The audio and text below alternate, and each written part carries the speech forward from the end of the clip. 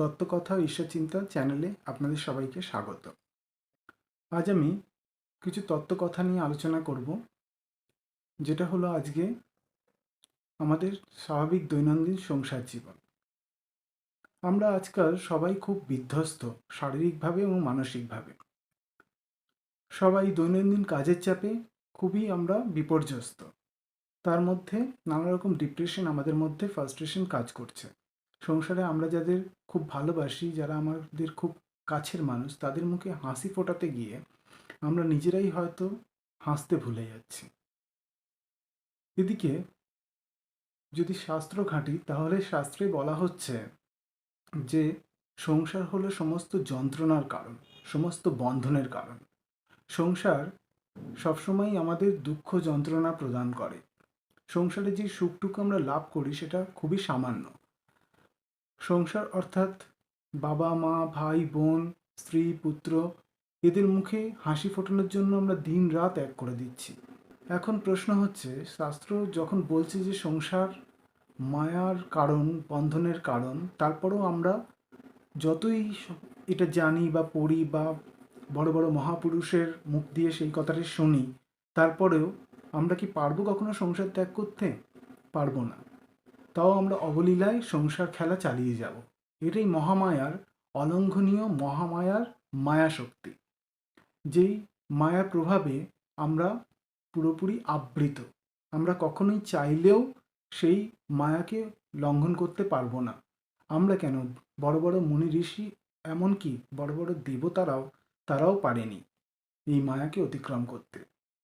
শাস্ত্র যতই বলুক যে সংসার যন্ত্রণার কারণ বা সংসার বন্ধনের কারণ, তাও আমরা কখনোই সেই সংসার থেকে বিমুখ হতে পারবো না। কেননা সংসারের যারা আমাদের খুব প্রিয়, তাদের মুখের দিকে তাকালেই, সংসার ছাড়ার কথাটা ভাবলেই আমাদের ভেতর যেন কেঁপে ওঠে। তো সেটা কখনোই সম্ভব না। ভেবে দেখুন, শুধুমাত্র ছেলেবেলায় বা ছোটবেলায় আমরা একমাত্র আমাদের নিজেদের কথা ভাবতাম, নিজেদের আনন্দের কথা ভাবতাম। কিন্তু তারপর থেকেই যখনই বড় হয়েছি, তখন থেকে আমরা শুধু অন্যের কথাই ভেবে যাচ্ছি, অন্যের আনন্দেই আমরা আনন্দিত হচ্ছি, কিন্তু নিজেদের কথা আমরা কিছুই ভাবি না। নিজেরা সংসার অগ্নিতে দাহ্য হচ্ছি, সংসার অগ্নিরূপ অগ্নিতে আমরা ঝাঁপ দিয়েছি। তো সেক্ষেত্রে আমাদের বাঁচার আর কোনো রাস্তা নেই। যতই সবাই বলুক না কেন সংসারই হচ্ছে একমাত্র কর্ম, কিন্তু শাস্ত্র যতই ঘাঁটবেন ততই দেখবেন যে সংসার হচ্ছে বন্ধনের কারণ। সংসার অবশ্যই সকলকে করতে হবে, এটা মহামায়ার একটা বড় সৃষ্টি। সৃষ্টিকে চালিয়ে যেতে সংসার অবশ্যই করতে হবে। সবাই যদি সংসার ত্যাগ করে, তো সংসার সৃষ্টি সবই ধ্বংস হয়ে যাবে, এটা ঠিক। তাহলে এই সংসার রূপ খেলায় যে আমরা মেতে রয়েছি, তাহলে কি এই বিপুল জনসাধারণের কি মুক্তির কোনো উপায় নেই? শাস্ত্র কি বলছে? সেখানে বলা হচ্ছে, শাস্ত্রে বলছে যে যতদিন আমাদের এই পৃথিবীর প্রতি আমাদের টান থাকবে, আমরা যত এই পৃথিবীর রূপ রস গন্ধ প্রভৃতির প্রতি আমরা আমাদের যে টান থাকবে, ততদিন আমরা মরেও আমরা শান্তি পাবো না। আমাদের এই পৃথিবীতে ফিরে আসতে হবে। সংসার হচ্ছে সেই রূপ বন্ধনের কারণ, কিন্তু তার থেকে মুক্তিরও উপায় আছে। সংসারে থেকে নিরাসক্তভাবে সংসার করে আমরা মুক্তি পেতে পারি। জন্ম জন্মান্তরে ঘুরপাক খেতে খেতেই কালচক্রে আমাদের আত্মা ক্ষীণ হতে থাকে, এবং আমরা আস্তে আস্তে ক্ষীণ নির্জীব একটা আত্মায় পরিণত হই, একটা জীবে পরিণত হই। তাই আমাদের সেই হিসেবে মুক্তি হতে পারে না বা হয় না। তাই আমাদের সংসার তো অবশ্যই করতে হবে। সংসার থেকে অত সহজে কেউ সাধু সন্ন্যাসী হয়ে বেরিয়ে পড়তে পারবো না। তো সেক্ষেত্রে আমাদের, আমরা গর্ভাবস্থা থেকে কিভাবে আমরা এই মনুষ্য জীবনে এসে মায়ার দ্বারা বিমোহিত হই, সেই বিষয়ে শাস্ত্রে খুব সুন্দর একটা ব্যাখ্যা আছে। কিছু কিছু শাস্ত্র ঘেঁটে যা জানা যাচ্ছে, সেখানে খুব সুন্দর করে বলা হচ্ছে যে আমরা যখন গর্ভাবস্থায় থাকি, বা যে কোনো জীব যখন গর্ভাবস্থায় থাকে, তখন সে তত্ত্বচিন্তা করে, তত্ত্বচিন্তায় সর্বদা ব্যস্ত থাকে। সে তার জন্মার্জিত পাপ পুণ্য এগুলো তার সামনে প্রকট হয়, এবং সে মনে মনে ভাবে চিন্তা করে যে আমি এই যোনি থেকে বেরিয়ে সৎভাবে চলব, গুরু এবং দেবতার পুজো করে সাধন পথে চলে আমি মুক্তি লাভ করব, মোক্ষ লাভ করব, এইরকমভাবে সে চিন্তা করে। কিন্তু যখন ভূমিষ্ঠ হওয়ার সময় আসে, তখন শ্রুতি বায়ুর রূপ এক বায়ু দ্বারা প্রবল তীরের গতিতে সে গর্ভ থেকে যোনির দ্বার হতে ভূমিষ্ঠ হয়।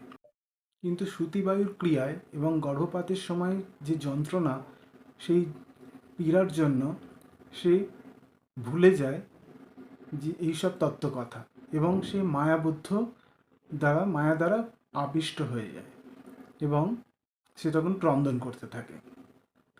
তাই সে সংসার জালে তখন থেকেই জড়িয়ে পড়তে শুরু করে। এইভাবে তার সংসার খেলা শুরু হয়ে যায়। শাস্ত্রে এটাও বলা হচ্ছে যে লৌহ নির্মিত পাশের দ্বারাও যদি কেউ আবদ্ধ থাকে, সেটার থেকেও সে মুক্ত হতে পারে। কিন্তু স্ত্রী পুত্রাদি রূপ সংসারের যে পাশ, তার থেকে মুক্ত হওয়া অসম্ভব, সেটা খুব বেশি কঠিন। আমরা আমাদের এই সাথের যে দেহ, সেটাকেও আমরা ছেড়ে চলে যেতে হয় আমাদের। তো স্ত্রী পুত্র সংসার এগুলো তো অনেক দূরের কথা। আমাদের যে গড় আয়ু 70 বছর বা 80 বছর, তার অর্ধেক আমরা ঘুমিয়ে কাটিয়ে দিই। বাকি ধরুন যে অর্ধেক আয়ু পড়ে থাকে, তার মধ্যে বাল্যকাল বেশ কিছুটা সময় কেটে যায়, বাকি সময় ব্যাধি জরা বা নানা রকম দুঃখের কারণে বেরিয়ে যায়। তার মধ্যেও যেটুকু পড়ে থাকে, তার মধ্যে আমরা কাজকর্ম, অফিস কাছারি এগুলোতে আমরা ম্যাক্সিমাম সময় দিয়ে দিই। তাই আমাদের সংসারে যেটুকু প্রিয়জনদের সময় দিই, সেটাও খুব সামান্য। আর নিজের কথা তো ছেড়ে দিন, নিজের জন্য তো আমাদের সময়ই নেই নিজেদের জন্য সময় বার করা। যাই হোক, সংসার বিষে ভরা জেনেও আমাদের সেই বিষরূপ সংসারের মধ্যে থেকেই অমৃতের সন্ধান করতে হবে। শাস্ত্রে এত রকম সংসারের নিন্দা করার পরও আবার সেই শাস্ত্রই সংসারী মানুষের মুক্তির উপায় দিচ্ছে। আমাদের তার জন্য আহামরি কিছুই করতে হবে না, সামান্য নিজেদের জন্য সময় বার করতে হবে এবং নিজেদেরকে চিনতে হবে, নিজেদের আত্মাকে জানতে হবে। নিজেদের মধ্যে যে অপার শক্তি একটা আমাদের মধ্যে প্রত্যেকের মধ্যে রয়েছে, যে বিশাল অমৃত ভাণ্ড রয়েছে, সেই অমৃত ভাণ্ডের বিস্ফোরণ ঘটাতে হবে, অমৃতকে খুঁজে বার করতে হবে। তখনই সেই অমৃত প্লাবন হবে আমাদের নিজেদের মধ্যে। সেই অমৃত আমরা চারিদিকে সেই অমৃতে আমরা ভরিয়ে তুলতে পারবো। আমাদের জীবনকে সার্থক তো করতেই পারবো, সাথে আমাদের চারপাশে পরিজনদেরও আমরা নানা রকমভাবে সাহায্য করতে পারবো। তাই প্রত্যেকটা মানুষেরই আজকাল দরকার শাস্ত্রীয় মতে কিছু কিছু জিনিস নিয়ে এগিয়ে যাওয়া। প্রতিদিন একটু ধ্যানের অভ্যাস করুন। সেই সময় বাবা মা স্ত্রী পুত্র এদের বা মোবাইল ল্যাপটপ সমস্ত কিছু থেকে দূরে চলে যান। গিয়ে আধ ঘন্টা হোক 1 ঘন্টা হোক নিজেকে চিন্তা করার চেষ্টা করুন, নিজের আত্মাকে জানার চেষ্টা করুন। নিজেকে জানলে ঈশ্বরকে জানা হয়, কেননা আমাদের আত্মাই হলো পরমেশ্বরের অংশ এবং পরমেশ্বর স্বরূপ। তাই আস্তে আস্তে নিজেকে জানতে পারলে সমস্ত ব্রহ্মাণ্ডের মধ্যে যে শক্তি লুকিয়ে আছে, সেই শক্তিকে জানতে পারবেন। নিজের মধ্যে যে শক্তি লুকিয়ে আছে, ব্রহ্মরূপ শক্তি, সে কুলকুণ্ডলিনী শক্তি, সেই শক্তি আস্তে আস্তে জাগরিত হবে। জাগরিত হলে সেই শক্তি জাগরিত হলে সমস্ত কিছু আমাদের করতলগত হবে। তো তার জন্য সেই শুভ সূচনা এখনই আমাদের করতে হবে। আমরা সংসারে থেকে আস্তে আস্তে সেই সংসারের মায়া কাটাতে পারবো, সেই মহামায়ার একমাত্র আশ্রয় থেকে। একমাত্র মহামায়ার আশ্রয়ে যেতে পারলেই আমরা এই সংসার বন্ধন থেকে মুক্ত হতে পারবো। তাই শাস্ত্র যতই সংসারের নিন্দা করুক না কেন, শেষে আবার সংসারী মানুষকেই মুক্তির পথ দেখাচ্ছে, কিভাবে আমরা মুক্ত হতে পারি। সমস্ত যা কিছু নেগেটিভিটি আছে নিজের মধ্যে থেকে সব হাটিয়ে দিন, সমস্ত কিছু সরিয়ে দিন। সরিয়ে নিজের মধ্যে পজিটিভিটি নিজের মধ্যে গড়ে তুলুন। নিজেদের সমস্ত পজিটিভিটি দিয়ে চারিদিক ভরিয়ে তুলুন এবং নিজেকে চেনার চেষ্টা করুন। আপনি যে নিজের মধ্যে যে অমৃত আছে তাকে খুঁজে বার করুন, আর মনে করুন আপনি সেই জগৎ স্রষ্টার সন্তান, আপনি সেই অমৃতের পুত্র। আপনার মধ্যে সেই শক্তিকে জাগিয়ে তুলতে হবে। আপনি সামান্য জীব হয়ে বসে আছেন, নিজেকে চিনতে পারছেন না। তাই সেই জীবরূপ শিব, নিজেকে শিবত্বে উন্নীত করার সেই প্রক্রিয়া এখন থেকে শুরু করতে হবে, আস্তে আস্তে ধ্যানের মাধ্যমে। ধ্যানের মাধ্যমে কুলকুণ্ডলিনী জাগরিতা হলে তখনই ব্রহ্মাণ্ড দর্শন হয়, নিজের মধ্যে ব্রহ্মাণ্ড দর্শন হয়, নিজের মধ্যে আত্মাকে চেনা যায়। এরমভাবে যদি চিনতে পারেন নিজেকে, তখন দেখবেন সমস্ত কিছু ডিপ্রেশন, ফ্রাস্ট্রেশন সব দূর হয়ে যাবে। নিজের মধ্যে সবসময় একটা আনন্দ উপলব্ধি করবেন, নিজেকে অনেক হালকা মনে হবে। সেই মহাশক্তি, কুলকুণ্ডলিনী শক্তি আমাদের মধ্যে সুপ্ত অবস্থায় ঘুমিয়ে রয়েছেন। কেননা আমরা পাশবদ্ধ জীব হয়ে থাকতে বেশি ভালোবাসি। আমাদের কোনো চেষ্টা নেই যে সেই মহাশক্তিকে নিজেদের মধ্যে জাগানোর। আমাদের সেই চেষ্টা শুরু করতে হবে, কেননা মুক্তি হচ্ছে একমাত্র এই কালচক্র থেকে বেরিয়ে যাওয়ার একমাত্র রাস্তা। তাই একটু একটু করে শুরু করুন, মহামায়াকে জানার চেষ্টা করুন, পরম পুরুষকে জানার চেষ্টা করুন। সবাই যদি আধ্যাত্মিক পথে অগ্রসর হয়, পৃথিবীটা খুব সুন্দর হয়ে উঠবে। সবাইকে আমাদের চেষ্টা করতে হবে। প্রতিদিন সকালে হলে তো খুবই ভালো, যদি সকালেও সময় না পান তাহলে অন্তত সন্ধেবেলা বা তাতেও যদি সময়ের অসুবিধা হয়, রাতে নির্জনে এক স্থানে বসে চোখ বন্ধ করে আপনি ভবিষ্যৎ বা অতীতকে ভুলে যান। কি ঘটেছিল বা কি ঘটবে এই চিন্তা বাদ দিয়ে বর্তমানে আপনি মনোনিবেশ করুন। বর্তমানে থাকাই হচ্ছে ধ্যান।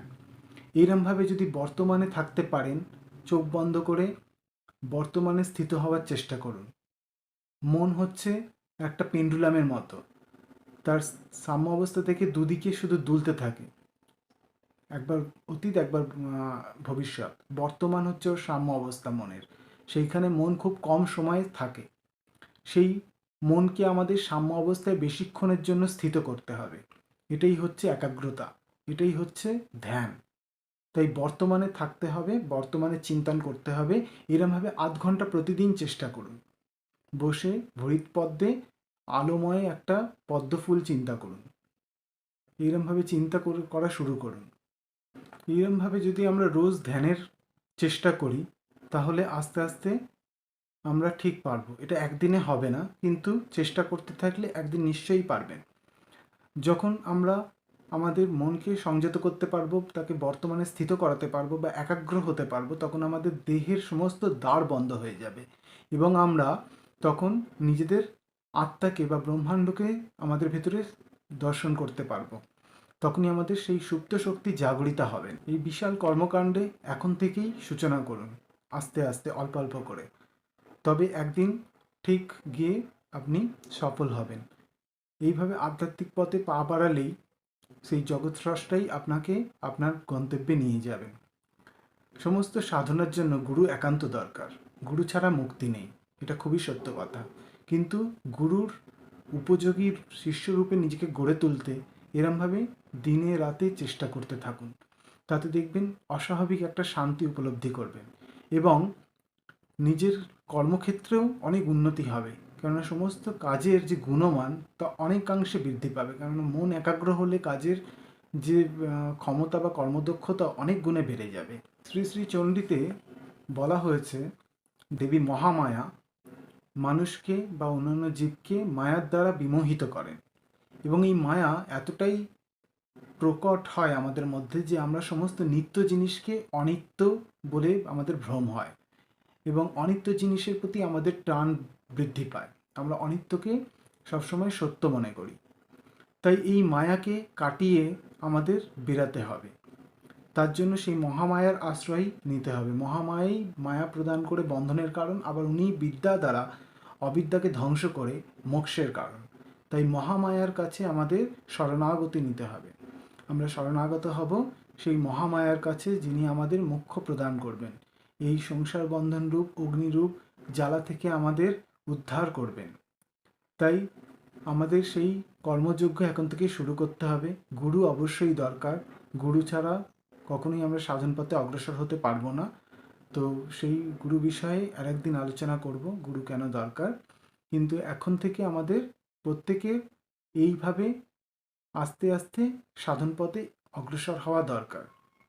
আমাদের সংসার করেই মুক্তি পেতে হবে। আমাদের সংসারের মধ্যে থেকেই সংসার গরল পান করে সেখান থেকে অমৃত ভাণ্ড তুলে নিতে হবে। সংসার রূপ সমুদ্র মন্থন করে আমাদের অমৃত ভাণ্ড নিয়ে আসতে হবে। তো এর নিদর্শনও অনেক আছে। বহু বড় বড় সাধক আমরা জানি সংসারে থেকেই পরমপদ লাভ করেছে। তো আমরাও পারবো। আমাদের মধ্যে সেই সুপ্ত শক্তি, সেই আহ, মহাশক্তিকে জাগরণ ঘটিয়ে আমাদের মধ্যে যে বিশাল অমৃতের ভাণ্ড আছে সেটাকে আমরা খুঁজে বার করে সেখান থেকে অমৃত পান করতে পারবো। তখন দেখবেন কত আনন্দ এই সংসারে। তখন সংসারের মধ্যেই আনন্দ খুঁজে পাবেন। সংসারকে সংসারে আমরা যেটুকু আমরা তো বেশিরভাগই সংসারে দুঃখই পেয়ে থাকি। আমাদের সংসারের সুখ খুব সামান্য, কিন্তু এই সাধন পথে আপনি সারাক্ষণ একটা অনাবিল আনন্দ উপভোগ করতে পারবেন।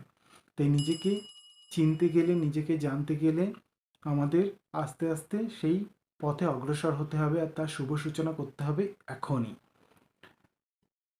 তো যাই হোক, সংসার নিয়ে অনেক কথা হলো। সংসার সম্পর্কে অনেক নিন্দা করলাম, আপনারা সেটাকে অন্যভাবে নেবেন না। শাস্ত্রে যেরম যেরম দেখানো আছে সেটাই বললাম। সংসার সবসময়ই আমাদের বন্ধনের কারণ, কিন্তু সংসার ছাড়া সৃষ্টিও হবে না, এটাও ঠিক। তাই সংসারে থেকে মুক্তি, এটাই হচ্ছে আমার মূল বক্তব্য। সংসার আমাদের সকলকে করতে হবে। সংসার করে কিভাবে আমরা সেই অভয়ার পদে নিজেদের অর্পণ করতে পারবো, আমাদের সমস্ত ভয়, আমাদের সমস্ত যন্ত্রণা, আমাদের সমস্ত জ্বালা আমাদের জুড়িয়ে যাবে। আমরা একটু শান্তি পাবো, একটু সবাই ভালো করে জীবন অতিবাহিত করতে পারবো, এবং এই মহামূল্যবান মনুষ্য জীবনকে আমরা যাতে সদ্ব্যবহার করে মুক্তির পথে অগ্রসর হতে পারি, সেটাই হচ্ছে আমার এই ভিডিওর বক্তব্য।